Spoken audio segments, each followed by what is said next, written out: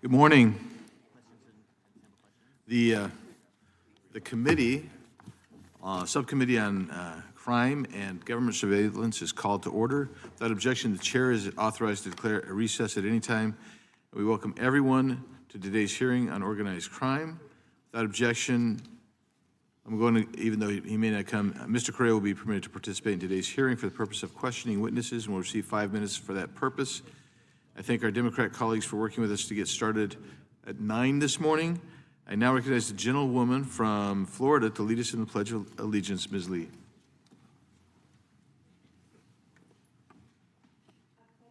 Allegiance to the flag of the United States of America and to the republic for which it stands, one nation under God, indivisible, with liberty and justice for all. Thank you. I now recognize myself for an opening statement. I'm pleased to be here at the subcommittee hearing this morning. The business before us today is a hearing titled Protecting Consumers and Businesses Confronting Organized Retail Crime.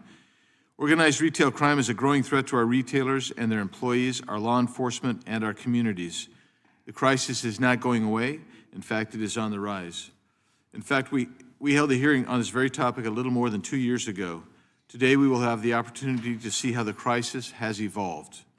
The rise in organized retail crime and cargo theft is causing businesses to close and is endangering the public. Or it goes beyond simple shoplifting. Organized theft groups strategically steal with a specific intent to resell for profit. Let's look at a recent example that occurred just a few miles from where we sit today. In March 2025, authorities in Virginia and Maryland arrested 2 adults and a teenager responsible for allegedly stealing over $190,000 in a series of organized retail robberies, including $50,000 taken in Fairfax County. The suspects first stole perfume, and when Ulta secured it behind glass, they allegedly began smashing the cases with a hammer to access the products. For larger OTGs, ORC is another business in a portfolio that may also include narcotics distribution, human trafficking, and other illicit activities. In the United States in 2023, Walmart lost $6.5 billion in revenue due to theft and was forced to close 11 stores in 2024 due to the severity of theft across the country.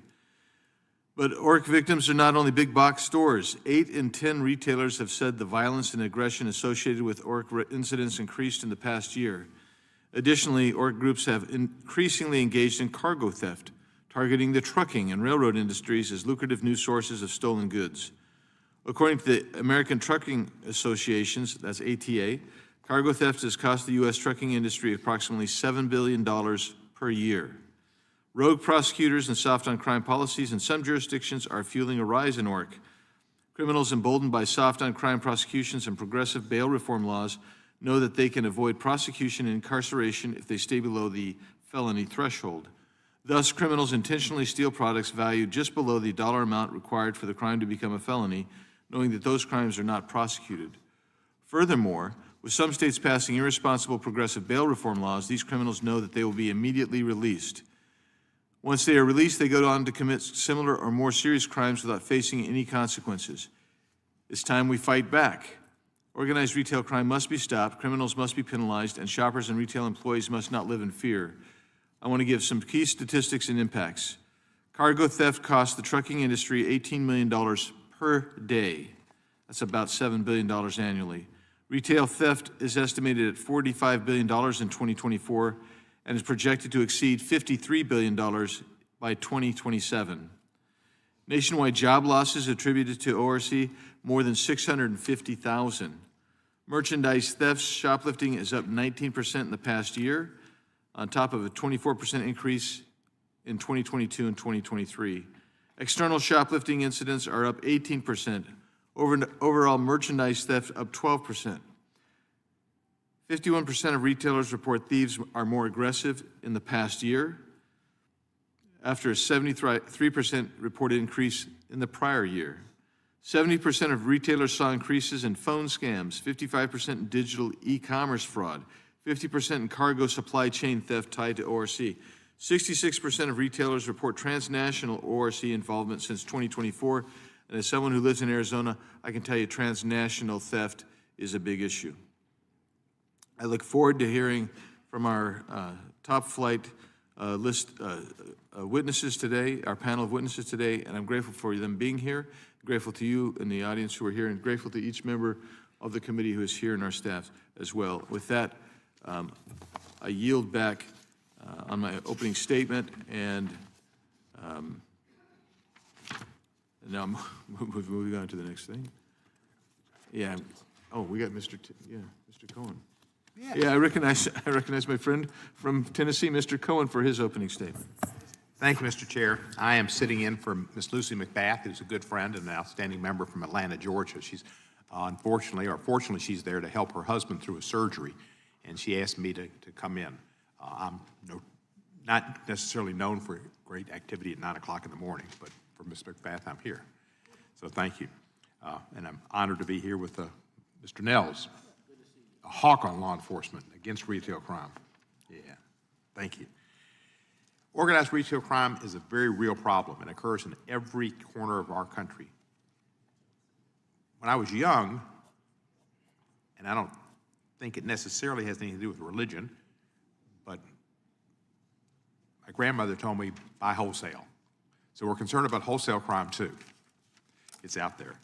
I've discussed our situation with Steve Mulroy, who's our Shelby County District Attorney. I don't know if he's met you, Ms. Stefan, but he's a District Attorney of Shelby County.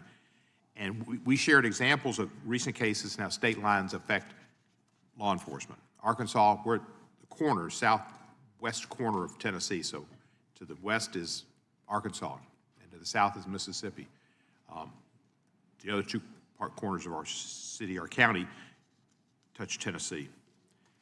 We're a major transportation logistics hub, and we have related cargo and freight theft.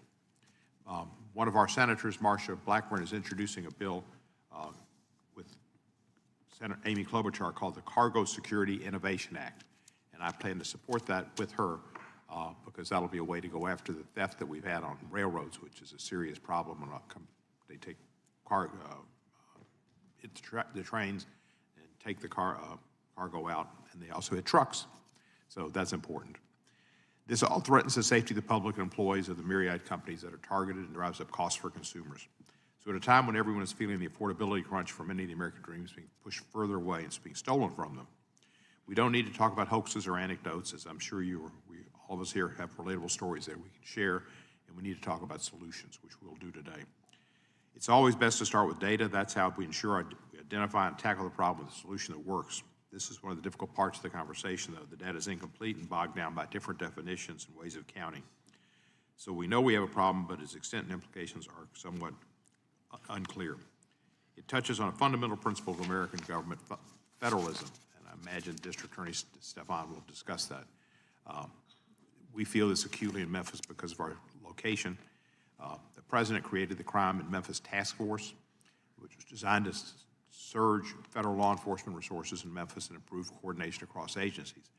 I support the additional FBI, DEA, and AFT agents that have come into Memphis because we already had them in Memphis.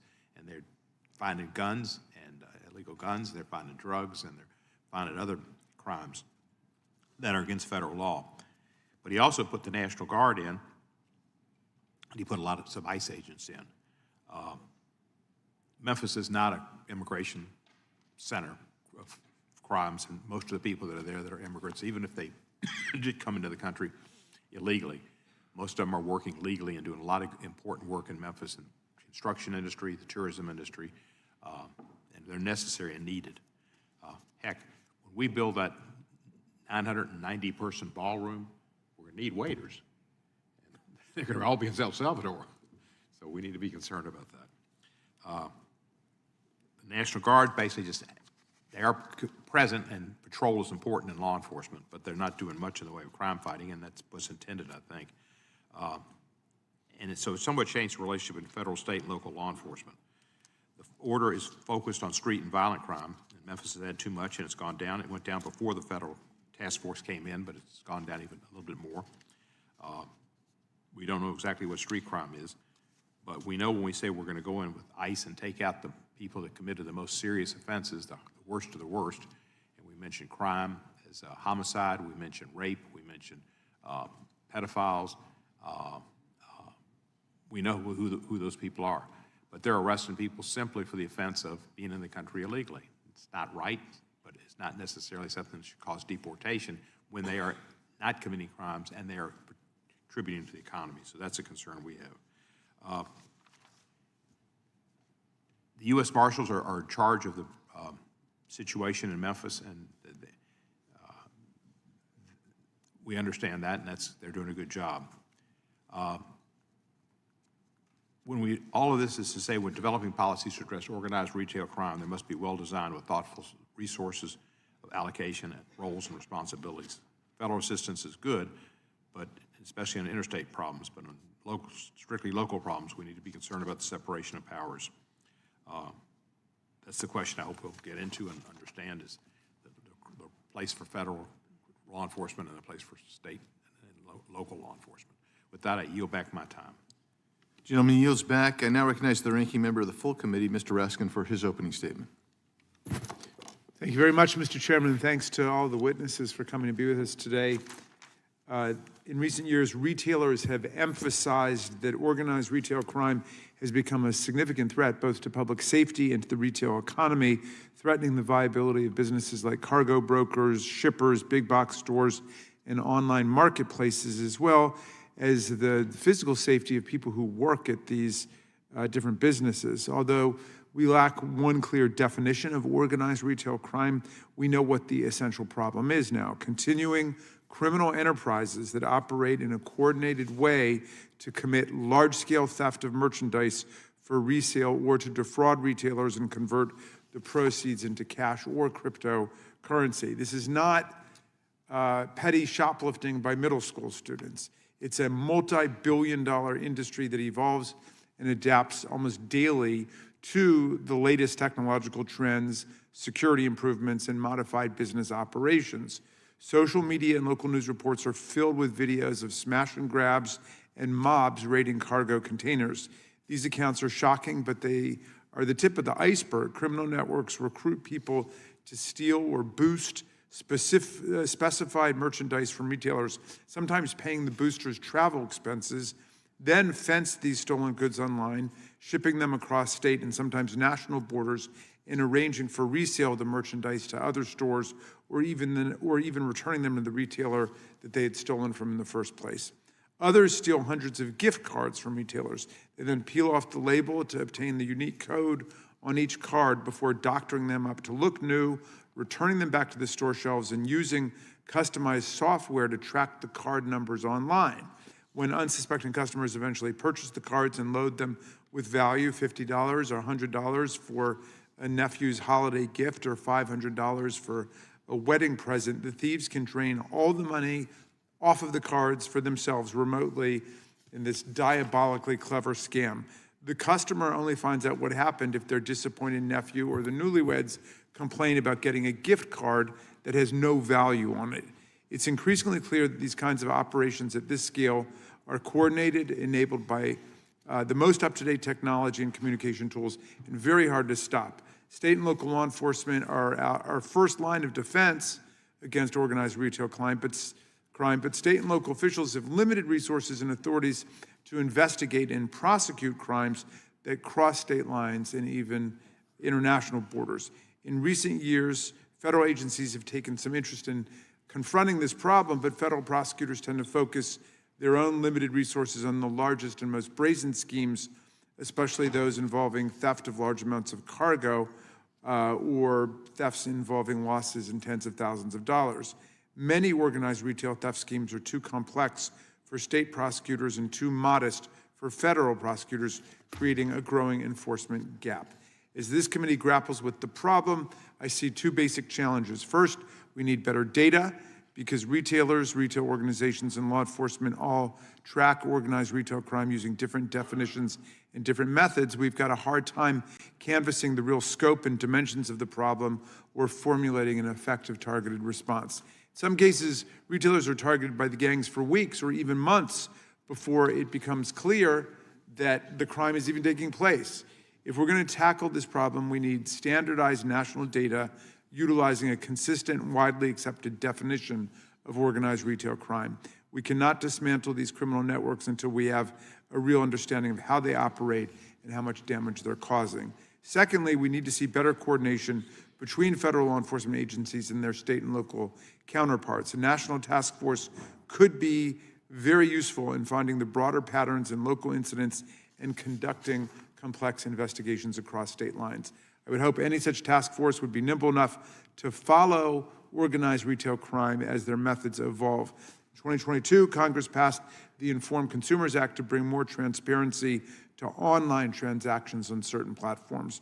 But perpetrators of organized retail crime took note and moved their operations to smaller platforms not covered by the law. A nationwide task force would help us make sure our laws are keeping up with the criminals and ensuring law enforcement at all levels is empowered to counter organized retail crime. I'm glad that we have a very strong panel here today to share their expert knowledge and experience and to discuss solutions that will better protect employees, consumers, and communities across the country. I thank you, Mr. Chairman. I yield back. Gentleman yields back. Without objection, all other opening statements will be included in the record. We will now introduce today's witnesses. And so I recognize the gentleman from California, Mr. Issa, for the purpose of introducing the Honorable Summer Stephan without objection. Thank you, Mr. Chairman, and this is truly a great pleasure. There's not enough you can say about Summer's tenure as district attorney. She came into an organization that needed help. She rebuilt it and then fought off those time and time again that tried to undercut her ability to prosecute and to keep San Diego a city that, in fact, had one of the safest large cities in America. Particularly, she fought for Prop 36. And for those who don't know Prop 36 in California, we had created a situation at a state level in which there was no crime for shoplifting. Effectively, the $900 rule couldn't even be implemented because you couldn't find out how much they were leaving with. If they left with a case of high-end liquor, you couldn't stop them to find out if there was over $900 of high-end liquor. So at the end of the day, they didn't just steal $900 10, 15 times a day. They, in fact, may have been stealing more, but with impunity. As many of the others in their opening statements mentioned, there was a gap between the federal and the state. Summer worked very hard with U.S. attorneys of both parties to try to narrow that gap and to get some prosecution. She particularly, unlike many district attorneys, was willing to go to the field. And whether it's dealing with the retailers or going even into homeless encampments to see those goods being dumped in massive amounts after being stolen, she's been there. Her advocacy made a difference in the outcome of Prop 36, and since the time of its passage, she has prosecuted more than 2,000 repeat felons, created a situation in which San Diego is once again a place where retailers can operate, and worked with the federal government on organized crime that ultimately is the back end of much of that theft. So I'm thrilled to see my longtime friend and our ally in San Diego and welcome her. I yield back. Yes, at this moment, I'll recognize the ranking member, Mr. Raskin, for a UC request. Thank you kindly, Mr. Chairman. I ask UC to enter a statement for the record dated today, December 17th, 2025, from ICSC, representing 50,000 North American marketplace professionals, including owners and developers of retail centers, as well as retail tenants, investors, and developers. Without objection. Thank you. I'll now introduce the rest of the witnesses. Mr. Scott McBride is the Chief Global Asset Protection Officer at American Eagle Outfitters, a lifestyle brand and retailer with locations worldwide. In his role, Mr. McBride is responsible for the comprehensive protection of the company's assets across 5 continents. Mr. Chris Spear is the President and Chief Executive Officer of the American Trucking Association, an organization made up of trucking companies. He also serves on the Board of Directors for the American Transportation Research Institute and the Trucking Cares Foundation. Mr. Shane Bennett is the Principal of Theft, Fraud, and Abuse at Target. He previously was the Director of Assets Protection Field Investigations for Target, where he led strategy and personnel who addressed organized retail crime. We welcome our witnesses. Thank you for appearing today. Will you each stand so we can swear you in? Please raise your right hand. Do each of you swear or affirm under penalty of perjury that the testimony you are about to give is true and correct to the best of your knowledge, information, and belief, so help you God? Let the record reflect the witnesses have answered in the affirmative. You may be seated. Thank you. I want you to know that your written testimony will be entered into the record in its entirety. Accordingly, we're asking you to summarize your testimony in 5 minutes, and if you get close, you'll hear this at first, and then if you get really long, you'll hear a whack with a gavel to remind you that time has expired. And I'll try to remind each of you to turn on your microphone when you speak, but we'll now recognize Mr. Bennett for his 5-minute opening statement. Chairman Biggs, Ranking Member Cohen, and esteemed members of the subcommittee, thank you for the opportunity to address the committee today on a very pressing issue. My name is Shane Bennett, and I have nearly 40 years of experience in assets protection and fraud prevention. Currently, I lead retail crime strategy for Target Corporation's fraud and abuse team focused on large-scale organized retail crime, or ORC. Target is a great American company with more than 400,000 team members and 2,000 stores, all here in the U.S. Over my career, I've worked in stores, in the field as an ORC investigator, and in my current role in fraud and abuse. I have witnessed firsthand how dangerous and highly coordinated ORC has become and the impact it has had on both consumers and businesses. This isn't about the casual shoplifter. Organized retail crime is far more advanced. No single state or retailer can see the full picture. Retail crime enterprises deliberately operate across jurisdictions to evade detection and prosecution. This makes it very difficult for state and local agencies to investigate their activities without the help of federal partners. The Combating Organized Retail Crime Act, or CORCA, would help bridge that gap. The impact on consumers, your constituents, is significant. These criminal enterprises contribute to lower product availability on shelves, increase safety risks for both our team members and guests, and disrupt supply chains, and ultimately fuels widespread financial fraud, which funds criminal activities impacting our communities. More recently, gift card scams have surged, and I'm certain that many of your constituents have been or know a victim. The Department of Homeland Security estimated more than $1 billion in fraud losses over the past 2 years. And a 2022 AARP study found that 1 out of every 3 Americans have either experienced gift card fraud themselves or know someone who has. This issue becomes even more urgent during the holiday season when gift card purchases spike as people turn to them as easy last-minute gifts. Although there are several fraud vectors involving gift cards targeting consumers and businesses, one example is gift card tampering. Criminals steal inactive gift cards off of retail shelves, tamper with the card by copying the activation data, then reseal them before putting them back on store shelves. Once an unsuspecting shopper loads money onto that card at checkout, fraudsters use sophisticated methods to detect the balance and drain the funds. Ultimately, profits funding criminal organizations. At Target, we've built a multi-layered prevention model to combat this fraud. This includes real-time analytics, increased training and education for our team members, and an industry-leading innovation like our decoupled gift card technology. This helps prevent fraud activation and protects our guests and your constituents from being targeted by criminals. Retailers cannot combat gift card fraud alone. We work closely with partners through the Gift Card Fraud Prevention Alliance, educating consumers, sharing data, and identifying interstate trends.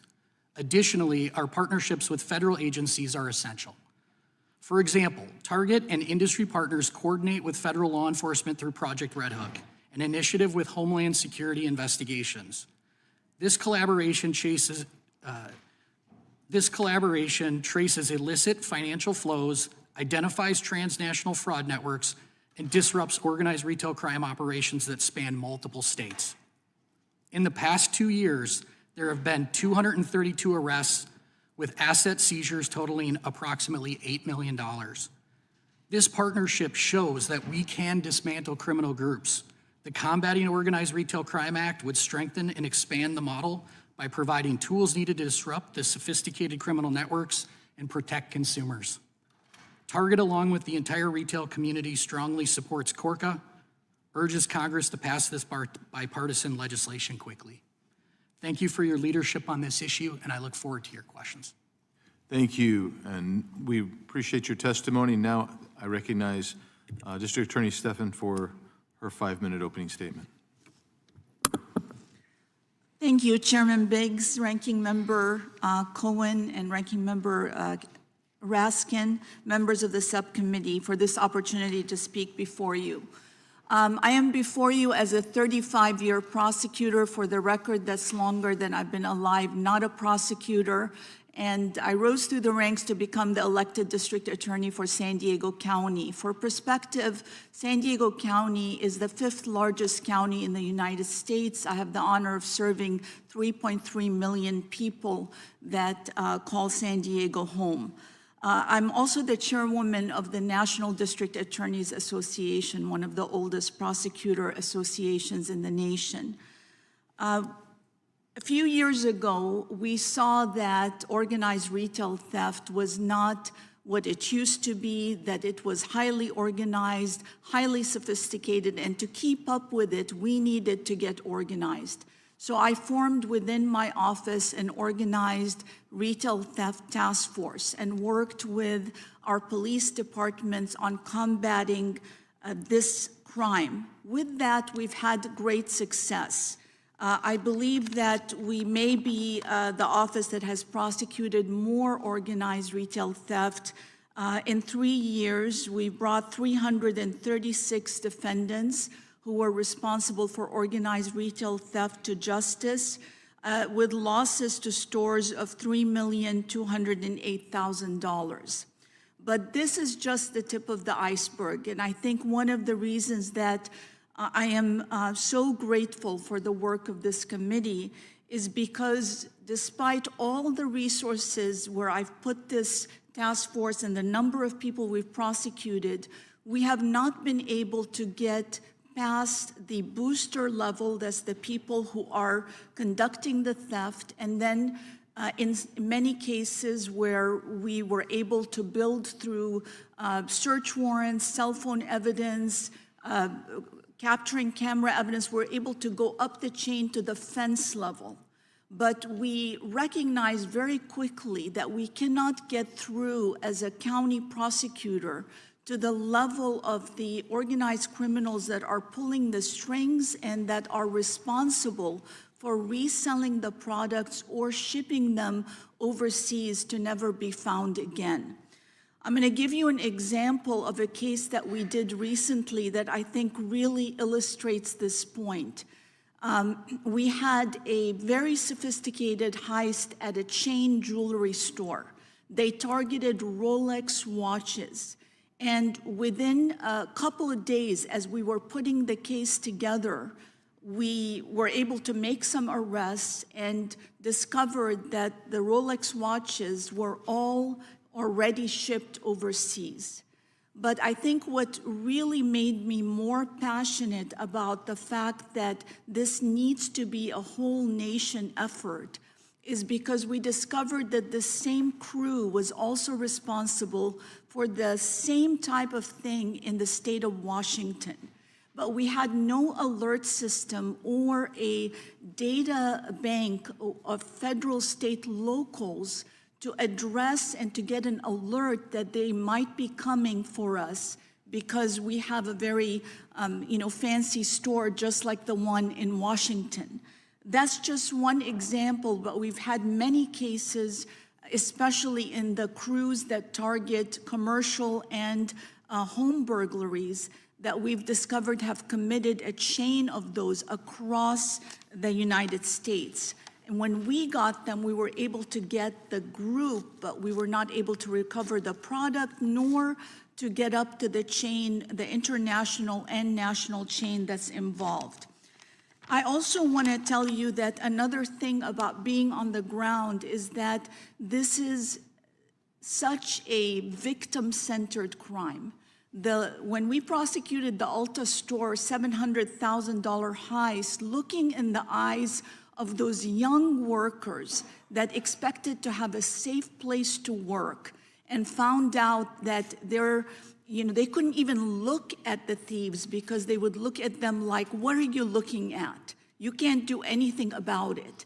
That really made it clear that we need a national data bank so that we can really go after this sophisticated crime, these criminals, and protect our employees and our community. Thank you very much for this opportunity. Thank you. And now we recognize Mr. Spear for his 5 minutes of testimony. Chairman Biggs, Congressman Cohen, and subcommittee members, thank you for the opportunity to testify about the rapid rise in cargo theft and the threat that it poses to our economy as well as our national security. For over 90 years, the American Trucking Association has represented an industry that now employs 8.4 million of the hardest working men and women in the country. Today, these Americans are on the front lines of an escalating crisis, and they need backup from Congress. Brazen thieves are robbing our industry to the tune of $18 million a day.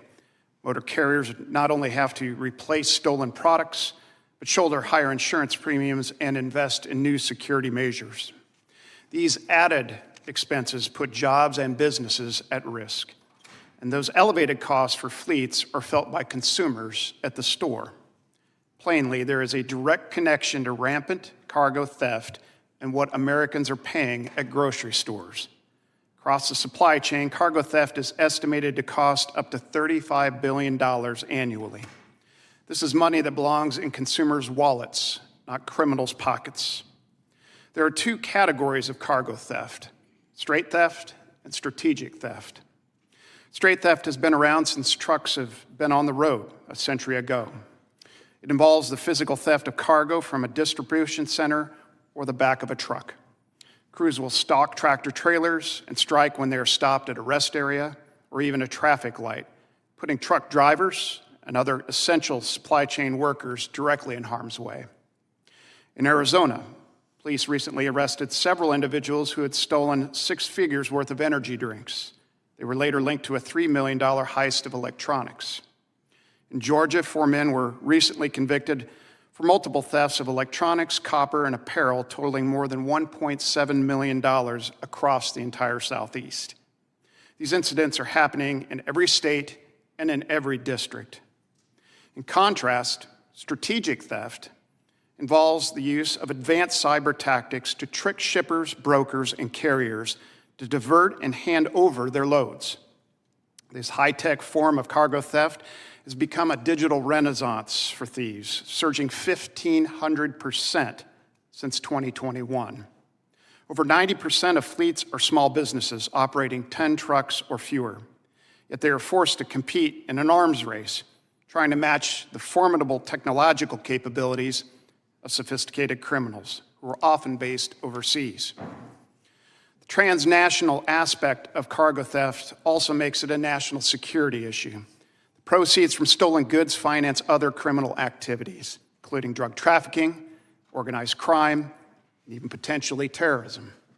In just one example, a shipment of high-end refrigerators was stolen from one of our Memphis, Tennessee members in St. Louis. The local police filed a report, but declined to investigate further. Several months later, the ATF stumbled across the refrigerators when they raided a warehouse. They were being stuffed with U.S. drug profits before being sent back across the southern border. What the local police dismissed as a simple insurance matter turned out to be a pivotal piece of a Mexican cartel's operation. Trucking is interstate by nature, which means the thieves targeting the cargo we haul are interstate as well. State and local law enforcement often lack the resources and the jurisdiction to adequately investigate cross-border crimes. This is clearly a federal responsibility. Only the U.S. government is equipped with the capability and the constitutional authority to pursue criminals across state and international lines. For these reasons, ATA strongly supports the enactment of the Combating Organized Retail and Crime Act. This legislation would provide law enforcement with the tools and enhanced legal frameworks to combat this highly complex national and international threat.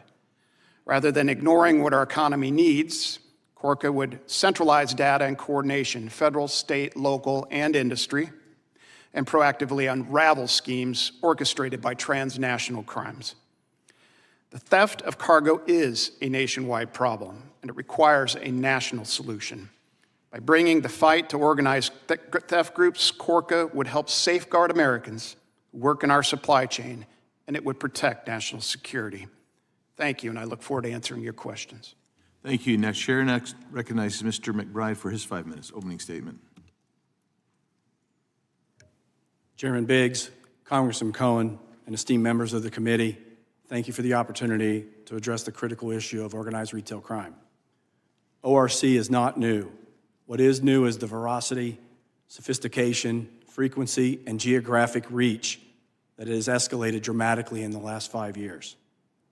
These criminal networks exploit the internet and encrypted messaging apps to recruit thieves, coordinate consolidation of stolen goods, and liquidate them through illicit online marketplaces or black market sites. They even exfiltrate stolen products out of the country. Simultaneously, retailers have invested in new technologies and provided clear insights to the scope of these thefts, timestamping video evidence, pinpointing locations of the missing items, and enhanced collaboration with law enforcement.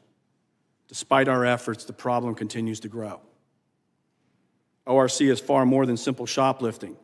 It represents a sophisticated criminal network and enterprises perpetrating massive thefts and escalating violence against our associates and customers.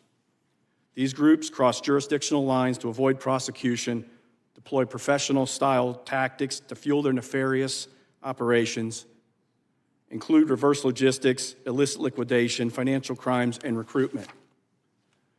They repeatedly victimize retail stores of all sizes, from the mall to the strip center to the big box and Main Street, and from home improvement to grocery to apparel and sporting goods.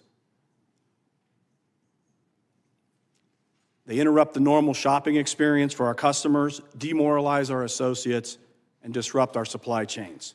The rise in retail theft and violence is highlighted in the NRF's annual Impact of Violence and Theft report. This year's data reveals that retailers have experienced a 19% increase in merchandise thefts over the past year, compounding on the reported 24% increase from 22 and 23.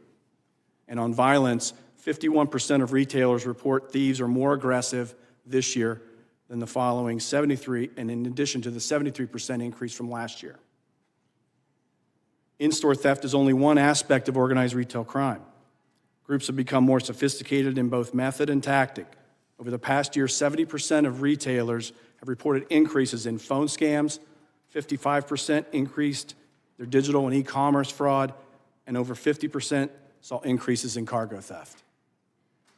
Criminal groups utilize military-style tactics, counter-surveillance to commit cargo thefts on railroads, complex deception tactics to obtain gift cards, and cyber criminals' activities to steal freight across the supply chain. Consider one of my most recent cases where Homeland Security investigations worked alongside state and local police to investigate and interdict a consolidation and exfiltration scheme. Stolen apparel was being prepared to be packed into Sealand container destined to cross the Texas border into Mexico.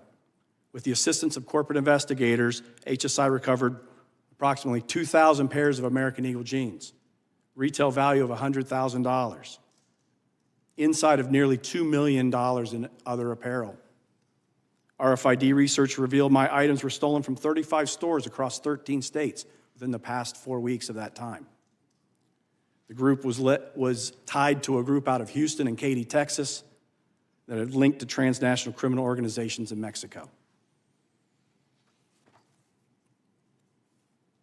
Another example is when a further example is when 20 stolen vehicles arrived with more than 40 individuals suddenly converging on a suburban mall. Armed with implements of destruction ranging from tire irons to firearms, that endanger customers and threaten staff to commit theft. This was a coordinated attack with premeditated malice and a determination to plunder and escape. The stolen items were not necessities. This group operated under the direction of a larger entity, with means to mobilize and monetize their illicit gains. In conclusion, the Combating Organized Retail Crime Act, CORCA, is an essential missing layer. It would establish a cargo theft and retail crime coordination center, bringing together federal, state, and local law enforcement with private sector experts to share vital information. As a professional dedicated to protecting consumers and associates, I implore all members of Congress to work together to ensure the Combating Organized Retail Act urgently becomes law. Thank you for providing me this opportunity to testify. I look forward to answering your questions. Thank you. And I recognize myself now to enter a UC. We have a letter from the National Association of Convenience Stores about this issue and about this topic. So I'll admit that into the record without objection. Now I recognize the gentleman from North Carolina, Mr. Knott, for his 5 minutes. Thank you, Mr. Chairman. Thank you for holding this important hearing. To the witnesses who were here, I look forward to this conversation. We are very excited to have this hearing because it addresses a very real problem. It addresses just one more area of American life that organized crime is really striking at the heart. And when you step back and look at the effect of organized crime for a variety of reasons, including unchecked migration from people all over the world coming to this country, some of whom are coming with bad intent. You look at weak law enforcement policies, anti-law enforcement policies. You look at former drug dealers are now cartel operatives. You look at former welfare cheats are now international fraudsters. Old neighborhood brawls have turned into war zones, gun battles. You look at local gangs are now being replaced with international crime syndicates. And that extension has certainly gone into retail crime. Many of you have mentioned that already. And in my experience in law enforcement, of all of those particular types of crime, most Americans are least familiar with organized retail crime, even though organized retail crime affects, arguably, every single American the most. By some estimates I've seen that the direct cost for organized retail theft is over $100 billion a year in this country. It's growing. The indirect costs are many multiples higher than that. And in regards to my observations as a former prosecutor, often when you observed a petty crime, an individual crime, it was one spoke in a much larger wheel. And to that extent, Ms. Steffen, I want to start with you. A lot of people who are questioning this bill have a fear that it is going to take away local law enforcement's ability to fight this crime. As a former federal prosecutor, I used to work with local law enforcement to attack crime. Please tell us why federal assistance in tackling organized retail theft is needed from a district attorney's perspective. Thank you for that question. Absolutely, there's a role for state prosecutors, like I've talked about, but there's a role for federal prosecutors. One great example of how you can split and conquer and make your community safe is an elder justice task force where we were able to take a real action against these scammers that are going after our elderly. We could only, again, get to the people that were showing up at the doorstep of our elderly and prosecute them. But by teaming up in a task force that included the U.S. Attorney, we were able, the federal government was able to do a RICO action. You know what that is? Sure. Has a lot of power to bring the higher-ups of these terrible scammers that are abusing our seniors. I envision the same thing for retail theft. Organized retail crime does not stop at your jurisdictional boundary, does it? None at all. And in regards to the crimes I mentioned, gangs, drugs, violent criminals, fraudsters, there is a federal forum for those criminals. Absolutely. It's a logical extension. Why would we not have a federal forum for organized retail thieves? These criminals travel across county lines and state lines and international lines, so the only way that you can defeat a big monster like that is to come together and leverage our individual power set to take care of our communities. So it's safe to say it would be a partnership, not a replacement from the federal law enforcement. Absolutely, I don't plan on being replaced. Great. I hope, yes, ma'am. Mr. McBride, I want to talk to you briefly. You talked about the levels of sophistication of these international crime syndicates. Can you describe who these people are and what type of mechanisms they utilize to further their criminal activity? Thank you for the question, Congressman. I cannot speak to exactly who they are. That is more of a question for HSI and a law enforcement agency, but have ties or In your information experience, on what that. have you But in my experience, we know that exfiltration schemes, and we're getting a clearer and clearer picture because of data that we are able to collect on our own product that is showing there is a highly sophisticated levels of roles and responsibilities within these organizations. Some people do not leave the state. They commit the crime, but they are working for someone that is outside the state or even outside the country who might be a shot caller that is developing this mechanism and is employing, and I say that loosely as a term, employing them to do these crimes at different levels for different jobs, whether it's the boosting, the muling of moving the product, cleaning it and consolidating it, reshipping it to a central location, and then the exfiltration. And it's safe to say this is not just an interstate issue, it's an international issue. It is. Transnational polycriminal organizations are the ones that are really calling the shots here. Gentleman's time has expired. Thank I you. yield back. Thank you, Mr. Chairman. Thank you. Chair now recognizes the gentleman from Tennessee, Mr. Cohen. Thank you, sir. I want to follow up on Mr. Knott's question. I'm going to start with Director, District Attorney Stephan, Darrell Ice's friend. Does this deterrent of his car theft devices, does that help your situation? They can't get into the cars with his devices on them, can they? Well, innovations like that have been very helpful in auto theft. That's So correct. Darrell's fighting crime. Pardon me? Darrell's fighting crime as we speak. As you speak, right. Let me ask you, Mr. McBride couldn't give us any names. Mr. Knott wanted some names. I'd like some, who are we talking about? In drugs, we know it's El Chapo and Pablo Escobar and blah, blah, blah. Who is it in this situation? Who are the big names? Do we get any of them ever? Well, we know some names, yes.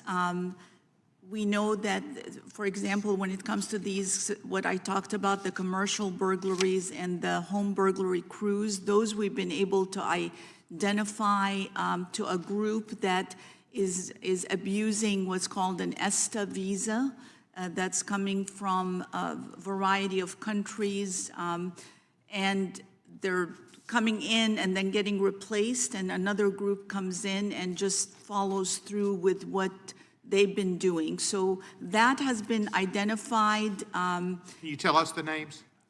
I mean, are they big crime syndicates, or are they just crime? Well, I think it's big crime because it's affecting a lot of people, victims in my community. I go by what the federal government is what does the designations, and I know that the FBI has designated them as a cross-national, transnational crime group. San Diego's different than Memphis and Kansas City. You're on the international border. Yes. Are cities in the interior of the United States getting the same type of crimes? Are they people from outside the country that are doing this predominantly? I've seen some bobbing heads in the crowd. Do you bob too? From the people that we've captured in these commercial and residential burglary crews, they have hit multiple states. And so I don't think that they're traveling from state to state very easily. I can't tell you if they're in your state, but we've had cases where they have Arizona, they've got state of Washington, they've got Colorado. We've had several of the sophisticated crews that have come across multiple countries. And how do we know? It's when we arrest them and we download their phones using a proper search warrant, we're able to track their communication, their movements. They usually rent cars in different locations and start over. So this is very sophisticated. It's not like the fentanyl where I can tell you exactly where it's coming from and who's producing it. It's much more distributed, but I think my answer to you would be this, that without a database, we are not going to be able to connect the dots. And that's in the Corga bill, that there would be. Exactly. And in the Corca bill, section 17, numeral 6, it talks specifically about that part of what it's going to uncover is connections with intersections with other criminal activity, like potentially elder scams, like human I've only trafficking. got about a minute left. Let me ask you this, and if anybody else can answer me too. What I'm trying, and I don't know if I know the names anyway, but it's just like, is there an Al Capone out there? Is there some big criminal type that's in charge of this whole deal? Not that I know of, but what I do know is we haven't done enough to get the answer, and we won't get the answer without a McBride? task force. Congressman, I can only speak to following our product, and our product is being exfiltrated across the Texas border into Mexico. Our product is being interdicted in the port of Long Beach, headed for Colombia, South America. We've also been involved in investigations with HSI on container shipments out of the port of New Jersey. So those products are being loaded onto a container. That container is being manifested to leave the country, and all of the product in it is stolen from multiple retailers, mine included, inside of those containers. We've recovered many of them. Some have slipped through and not been able to be stopped. So from a transnational perspective, there are kingpins out there. I do not know their names. I'm not privy to that law enforcement side. There's probably confidential information that's not being shared with the retailers. We need to talk to the FBI and Kash Patel. This should be his area of jurisdiction. Is that correct? Gentleman's time has expired. You may answer the question, Mr. McBride. I believe that it is a federal issue and that we need national link analysis, and HSI has been the most helpful so far, and we would expect that they would be able to lead this charge.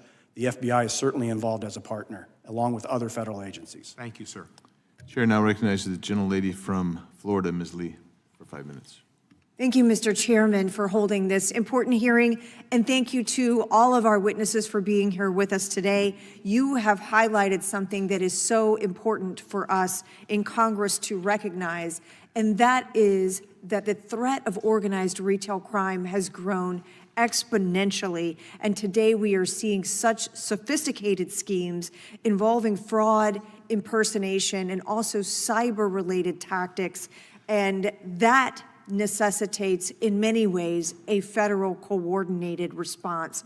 In my home state of Florida, we have seen an increase in cargo theft, and it's impacting freight hubs all over our state. The increasing sophistication of these criminal networks highlights that need for greater federal law enforcement support.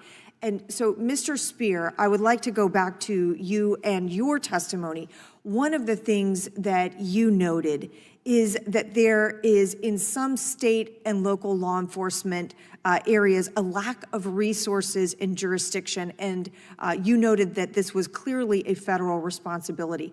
I would like to hear a bit more from you about that lack of resources and jurisdiction, how it is affecting crime prevention in this way, and also the advanced cyber tactics that are being used to disrupt in our cargo transport and also the safe containment of these retail products. Thank you, Congresswoman. Yes, I'd be happy to.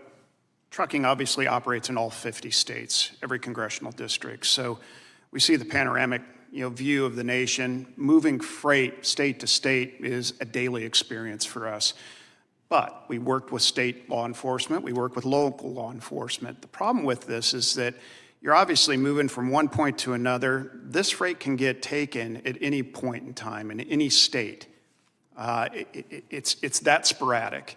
And so obviously we'll work with local law enforcement if they're the first on the scene, state law enforcement.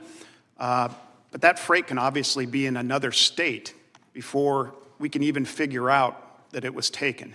So the speed of our response, the ability to share information quickly, federal databases could be a harbinger for that, could really understand the broader ramifications, not just about where the freight could be headed in different states, but also other links and organizations that might be responsible for it. Local and state law enforcement aren't going to have that ability to see state to state, see federal. That panoramic view is the missing piece of the puzzle.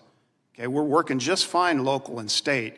It's getting the national fabric, that interstate fabric, into the puzzle to make it complete and actually be able to go after these criminal organizations effectively with the speed that we need to tackle the problem. The transnational criminal organizations, that is an international element. That's the strategic theft I was speaking to. These groups are operating out of Eastern Europe, Russia, South Africa, China. These are places where if you have a laptop, you have access to a process, a system. You can go into a bill of lading and redirect freight as it's in motion. We've had members that the driver thinks it's legitimate. It's the company's system that's telling them to redirect, drop the freight to a dummy site. That freight's long gone before they even figure out that it was taken. That's going to require multiple states being part of a federal fabric to be able to understand where that threat's coming from and how to prevent it. State, local governments do not have that capability to attack transnational organizations. That is a federal responsibility. It's the missing piece of the puzzle. If you put it in under CORCA, then you really have a full solution to tackling this problem quickly. And Mr. Bennett, I'd like to go back to you on this subject. I know that you also work a lot in digital and cyber defense in your position. So would you please comment on that organized retail crime is no longer limited to in-store theft? You touched on a couple of these other digital consequences, things that are happening. What are you working on? What are you seeing from a cyber defenses perspective and how technology is being used to help promote and perpetrate these schemes? Representative Lee, thank you very much for the question. From my perspective, the work that we do on our team, this is a really important element from a technology perspective. Advanced analytics, identifying patterns of behavior, all of these things are critically important. I'm sure everyone on the panel has received a text message that says you didn't pay, you need to pay a fee or a fine, an easy pass. At first glance, that doesn't seem like organized retail crime. You might not connect it to organized retail crime, but that's a fraudster phishing information from you that ultimately is going to turn into some sort of laundering activity, in large part in the retail environment. So those are examples of how consumers see ORC and they don't realize it, and it might look like an individual issue, but it is connected to a much larger scheme and scam. I know I mentioned our gift card early on, and we could talk about that. Yeah, thank you. Timing's expired. Thank you. Thank you, Chair recognizes the gentleman from Texas, Mr. Nels. Thank you, Mr. Chairman. Thank you all for being here. As a former sheriff for Fort Bend County, Texas, in law enforcement for 30 years, back in 2018 already, we were experiencing organized crime in the greater Houston area. We arrested several individuals from Venezuela coming in, committing many, many burglaries, residential burglaries. We had them coming in from Honduras and everywhere else. And I believe that that many of these burglars would come into our country, having been deported previously several times for previous crimes. And me personally, I believe what you guys are experiencing right now and the increase in crime is because of our southern border and that poor southern border over the past several years. Would you agree, if I just go down the line, would you agree that our policies at the southern border have contributed to this chaos we see in organized theft, retail theft across our country? Just a yes or no. I can't answer that. Okay, then we'll go to the next, yes. Mr. Bennett. Yes or no? The view that we often have in retail is limited, so I can't really answer that. Okay. We move 76% of the USMCA freight. So, yeah, it's definitely an issue. We're a moving target. Yeah, you highlighted the fact that they were was you the one who talked about the refrigerators? That's correct. And they were going back and across. That's correct. Mexico and everybody else. How about you, Mr. McBride? I do not have any data that would lead me to be able to say yes or no. Well, I think the average person that has served in law enforcement for all the years, you're seeing what Trendiago was doing, and I'm assuming that they're probably involved with some of this, but just my experience as a sheriff, I think over the past several years, our southern border policies has contributed to this chaos, whether it's in just retail theft or just Part 1 crimes, everything. I mean, assaults, all of it, as a result of our southern border. And I'm going to make a prediction. You've seen an increase in crime I mean, the numbers are saying, you said that over the past several years, these crimes have become increasing. Do you believe that with our position now at the southern border with Donald J. Trump, are you optimistic that we're going to see a reduction in some of this organized retail crime as a result of our position at the southern border with we're just not letting anybody in anymore? Just yes or no, ma'am? I can tell you definitively when it comes to drugs and fentanyl, yes. I cannot tell you with regard to retail. I'm assuming retail theft will probably help them with their drug addiction. Yeah. My perspective would be that we need the support from the federal government to help solve this issue. If he signs this bill, Corca, absolutely. I think he'll have the piece of the puzzle that we need to combat it, not just domestically, but internationally. My position is that organized retail crime is recruiting and has recruited more than we know across all states, and that Corca is the only way that we're going to get visibility to this type of crime and this crime scheme. Well, again, through my experience as a sheriff in arresting some of these bad hombres, knowing that after we've arrested them, they've been deported 4, 5, 6 times for some of the same damn crimes they've committed before, we've arrested, but they keep coming back. I'll just say this, Mr. Bennett, the federal government is getting involved because Donald J. Trump has secured the southern border. He secured the southern border. So the way you reduce, all of this recidivism is keep them out of our country, right? Keep them out. And I think, I support the idea of a task force, by the way, Mr. Chairman. I think it's a great idea, but I believe that we're going to come back, maybe have a hearing in another year or so, and I think you're going to have a better attitude about this, because I think that the southern border is a serious, serious issue. And now that it's been solved by keeping the bad hombres out, your help is on its way, is what I'm saying. I yield back. Gentleman yields back. I recognize the gentleman from Wisconsin, Mr. Tiffany. Thank you, Mr. Chairman. Mr. Bennett, the leading home improvement retailer in the Midwest, they gave me an example of theft that's happened in their stores. Does this sound plausible? The numbers are really staggering. 2022, husband and wife teams steal over $33,000 worth of goods. They've stolen $500,000 from other retailers. 19 different teams of Romani suspects. Some people refer to them as gypsies. Across the Midwest, stealing electrical breakers, $165,000. 2024, 8 different suspects committing theft via credit card to the tune of $224,000 at 46 locations. A total of 107 individual police reports. Only 3 have been arrested. 2025, 209 separate instances of rental equipment theft, 128 different stores, $350,000 loss. Is this plausible? Representative Tiffany, thank you for the question. I'm not familiar with all of those cases, obviously, at a partner retailer, but certainly it is plausible. I mean, $165,000 of electrical breakers? What the heck are they doing with them? Well, I can speak to my space here in fraud. I can tell you that there are numbers of consumers that are victimized. I've worked cases where we've had 38, victims from 38 different states all linked to one investigation. So these sort of complex, structured activities are certainly plausible. Mr. Spear, I'm going to follow up on Mr. Nell's questioning here. So you think about the southern border. I mean, doesn't it make sense if we are being diligent as a federal government on our southern border about who's coming in and out of the country, that some of these bad actors are transnational? Is that correct? That is correct. And the best way to access this is oftentimes the southern border, correct? It's a contributing factor. Doesn't it just make sense then that by securing the southern border for this particular issue, that it's going to be helpful?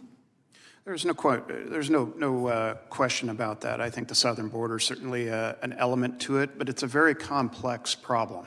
It's not just the southern border. It's legit, no doubt. But this is happening electronically. The strategic theft that I spoke about, that's the 1,500% rise since 2021. So again, if you have a laptop, you can access, and a lot of these groups want to fly under the radar. I mean, I understand Congressman Cohen's question about names. I wouldn't focus on names. I'd focus on numbers. This is vast volume of freight being stolen electronically and redirected, and a lot of it's getting shipped out of the country. So this goes way beyond hit and run type of theft, the straight theft that we have seen in over 100 years with trucks. This is very complex, digitally driven renaissance. This is really sophisticated stuff, and a lot of it's being handled out of Eastern Europe. I was just over meeting with the European Parliament, educating them on the problem in their backyard, and they were oblivious. They had absolutely no idea that a lot of the theft that is occurring here in the United States is originating in their backyard. And there needs to be an element, a federal element that coordinates that. States, localities do not coordinate with Interpol. That is a federal responsibility between DHS, DOJ, and DOT.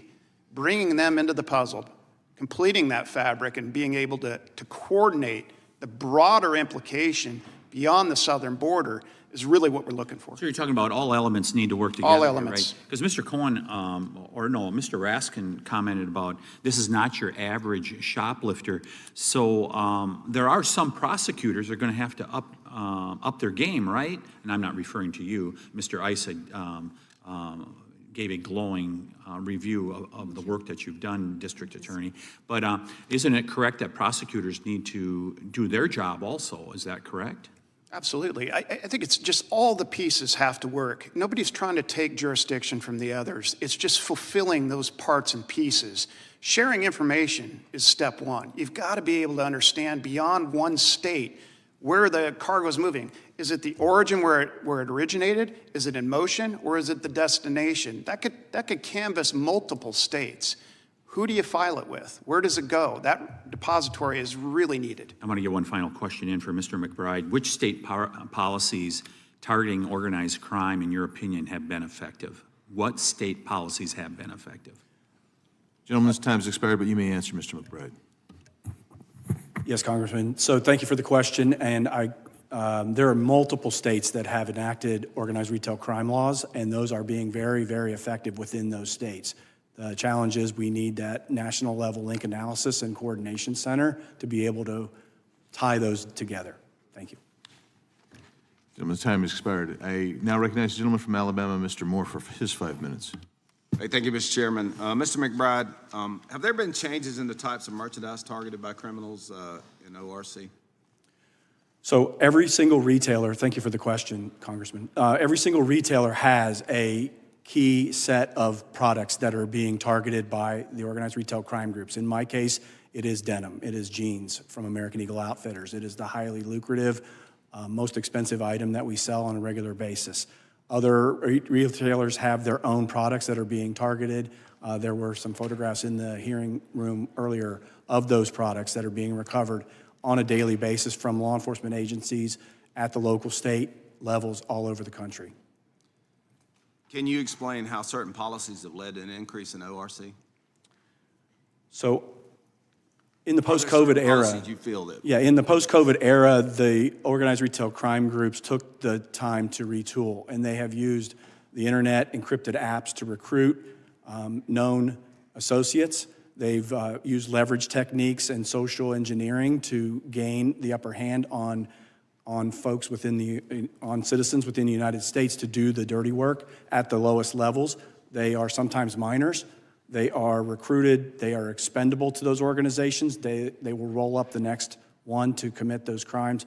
They have a multi-level organized set of command structure that they use to boost, move, consolidate, clean, because they'll remove tickets, they'll remove sensor anti-theft devices. They will throw away any GPS trackers that we insert inside this cargo to try to be able to get eyes on the movements. And then they will exfiltrate that product out of the country. Are the jeans being lifted off the shelves, or how's that happening when you say they're coming into the Correct. stores themselves? Correct, Congressman. So in the retail stores, they are being boosted by what we call boosters, right? They come in and commit mass thefts.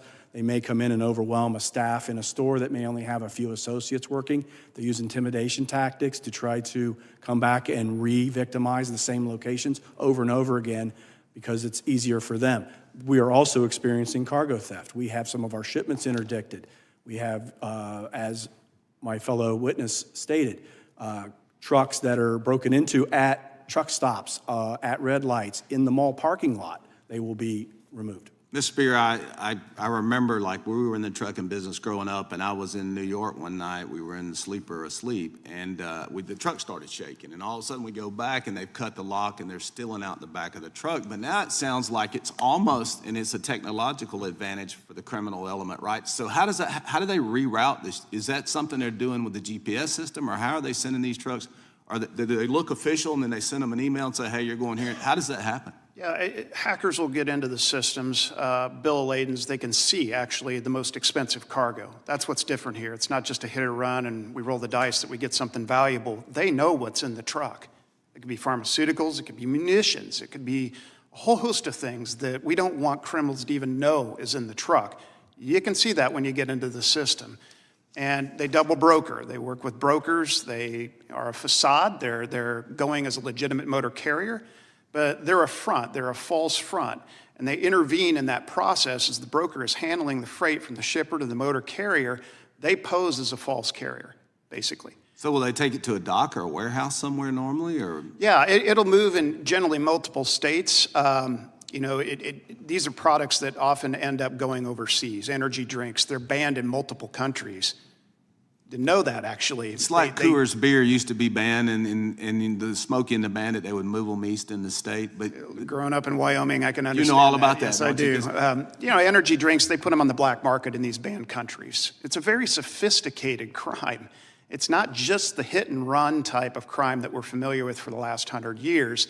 This is, a very crypto-driven criminal activity that's done overseas, well above. yeah, I was in New York that night. They stole shrimp out of our reefer unit. But the thing was, they didn't know what was in it. I'm amazed now that they actually get the bill of lading and know what they're stealing. Mr. Bennett, one last question here. Do you think soft on crime policies affect the safety of your employees and customers inside Target stores? My experience is that we have seen violence in our stores, and I think that crime in our communities is problematic. And what is most important to us at Target is protecting our teams and our guests, and we certainly focus on that from a strategy perspective. Gentleman yields back. Chair recognizes the gentleman from California, Mr. Kiley, for his 5 minutes. Thank you, Mr. Speaker. In California, we have had probably the worst retail crime problem in the country.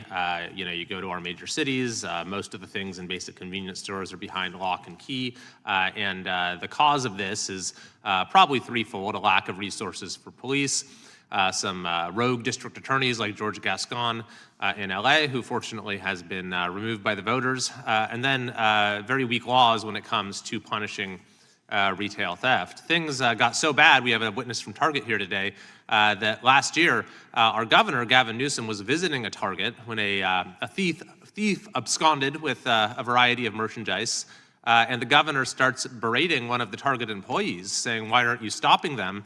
And apparently the employee didn't recognize who she was talking to and said, "Well, we can't because of the governor."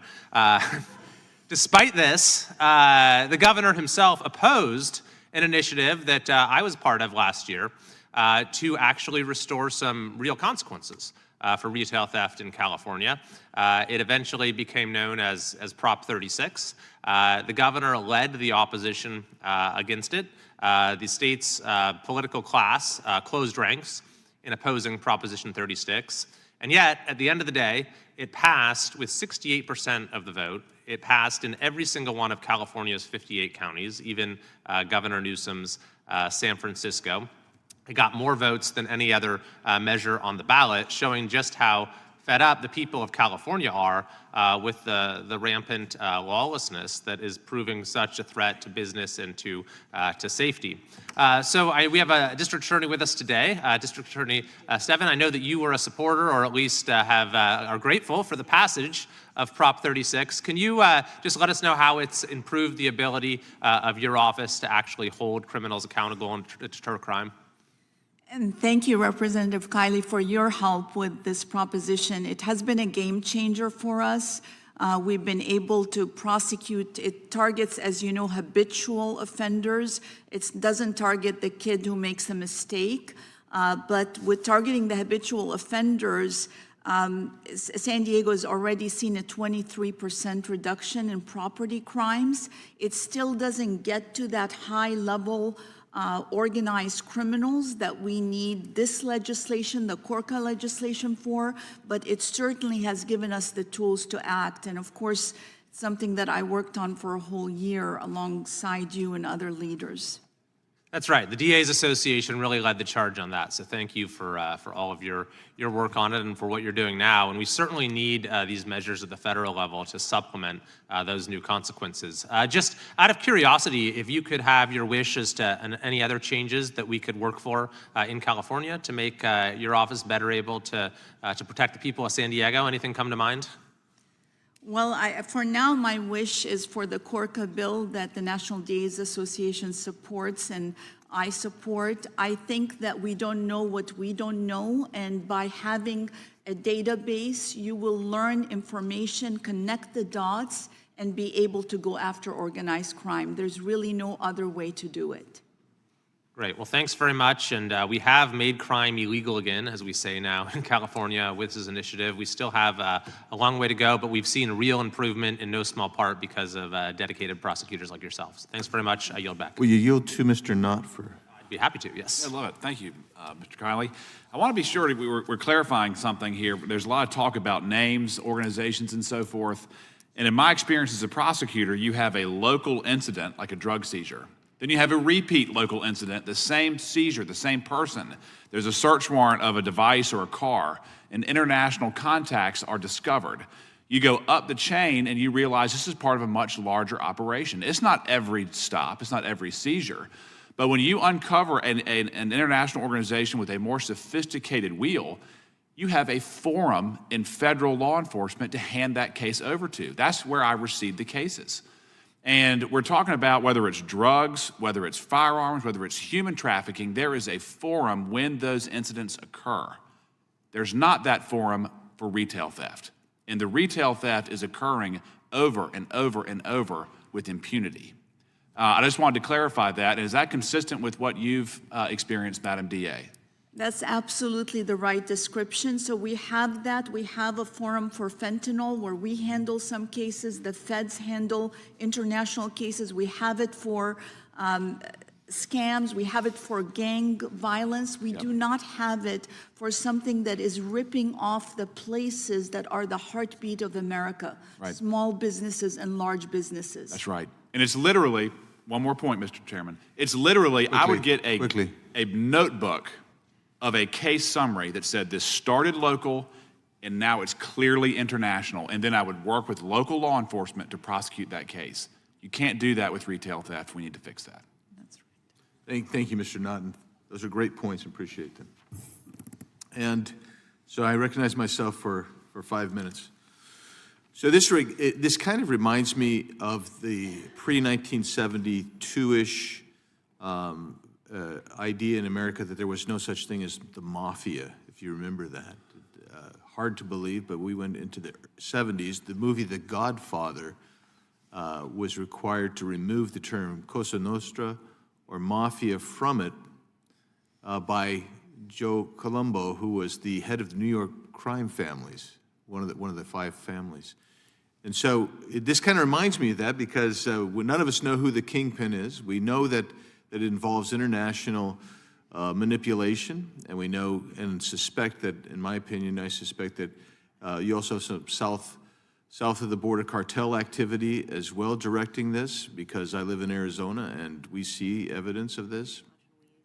So this is a big thing that's happening, and it's spreading and it's growing. And even though I'm certain that south of the border cartels are involved, I'm also just as certain that there are other international kingpins that we have got to reach out that are in China, Asia, Russia, and Europe.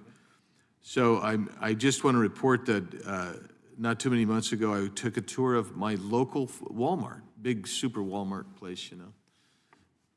I've been to the Target too, but I didn't take the tour there, but I just, you know, I've been to Target too. So, and what did we find is they said, come, let us show you the aisle from which we've had to take really decisive action, because it is the aisle from which most of our stuff was getting ripped off. It is the Lego aisle. Everything's, I mean, that's hard to believe, but nonetheless, they were stealing it, and they were doing it exactly what you were saying. They're ripping off a whole, like what you were describing with jeans.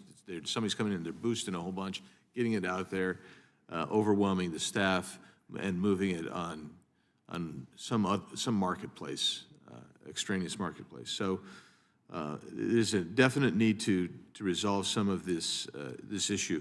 I'm going to ask you a question in a second, Mr. Spear, but I want to say that one of the things that has to happen at the federal level, besides you know, this national law that you're looking for, which is CORCA, is you're going to have the feds have got to do southbound operations on the border.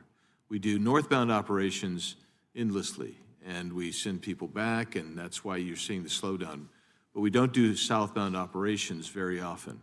And that dearth, that void, allows truckloads of various items to go south of the border without ever being detected, because we just don't have the personnel nor the strategy to interdict going south. So southbound operations is going to have to step up if we're going to really close this thing down.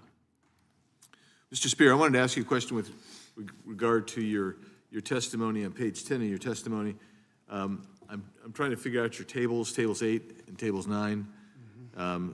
I want you to explain those to us, and then I also want to talk about the large trucking companies versus the smaller or 10 units below trucking companies, because I'm wondering is there a distinction? Are the big companies sharing the rip-offs as much as the smaller companies are?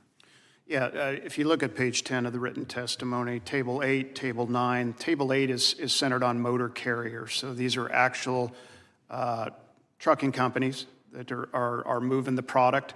And these are the states where we're witnessing the most activity year over year. So as you can see, there's a lot of states in here that are ports.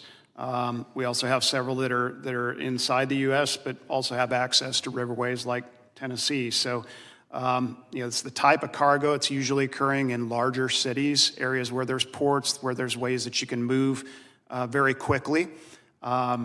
But that's the motor carrier chart. And then if you go into table 9, that is the logistics service provider chart. This is the strategic theft that I was speaking about. This is the brokers, the third-party folks that intervene, that handle the shipments on behalf of the shipper, the motor carrier. They're the broker. And this is where the electronic element comes in, masking as a motor carrier or a false business, obtains the cargo and is able to move it state to state, even abroad. This is where we're seeing the 1,500% surge since 2021. This is the escalating type of crime that's not just southern border, it's around the world. And the access through a laptop is the catalyst for doing that. So if you look at these states, you're also seeing a pretty similar pattern to what you see for motor carriers. But this is where we're really seeing the surge of cargo theft.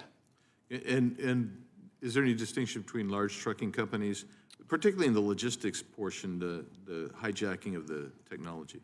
Yeah, I mean, some of our largest members have experienced it in various ways, and they have more interaction with other modes. So with rail, for instance, who are also listed in the 90-plus, supply chain sponsors supporting CORCA.